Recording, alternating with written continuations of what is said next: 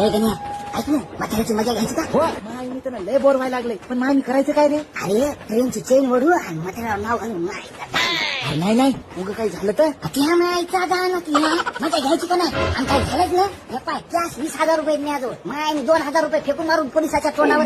ठीक आहे कर. नाही पण होऊ दे जे व्हायचं ते. कोणाची माई सटसट करायला लागली रे? कोण वळली चेन?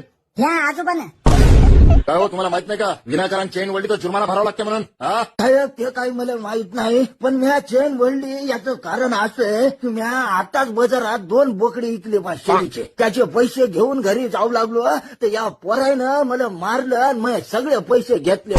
पहा त्याच्या खिशात 20,000 रुपये असतील. पहा तुम्ही पहा. असं अरे छाटूंची